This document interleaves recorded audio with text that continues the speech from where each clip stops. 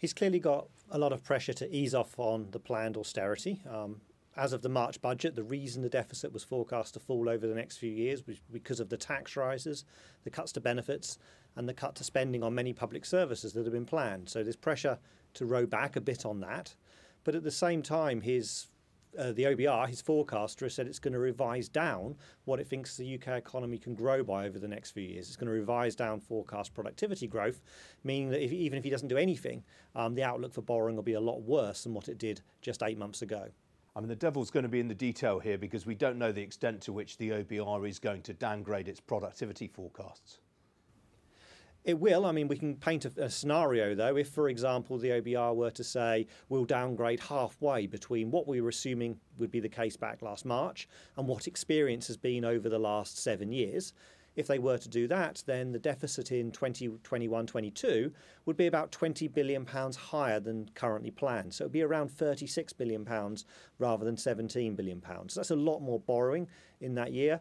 The Chancellor then would have to decide, well, is he prepared to add to the austerity we've already got planned to try and offset some of that extra borrowing, or perhaps much more likely, whether he's prepared to ease off on some of the tax rises, ease off on some of the spending cuts, but that would of course come at the cost of adding to that deficit.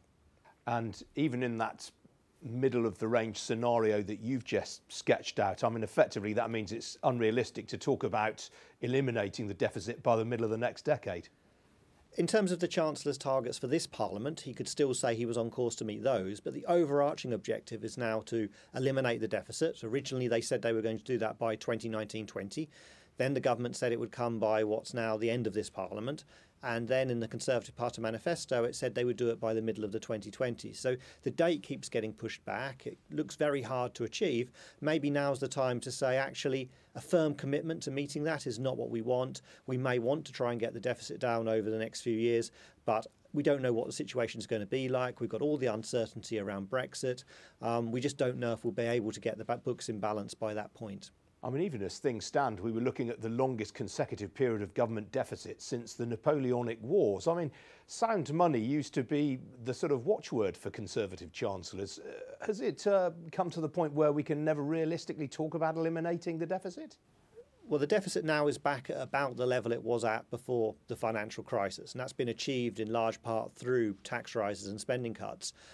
The case for cutting it further is, of course, about the fact that we've now got a much bigger debt than we had 10 years ago, and the government might want to try and get that down so that if next time a problem comes along, the next time there's a recession, we can be more relaxed about allowing debt to rise. So there's a case for trying to get the debt down, but perhaps after 7 years of austerity, the appetite for doing more tax rises, more spending cuts on top of those that we've already had really isn't there, and it may prove very, very difficult to continue getting the deficit down year on year. And in terms of big, meaningful measures in the budget, you're really not expecting very much that's going to sort of tilt the fiscal arithmetic much either way?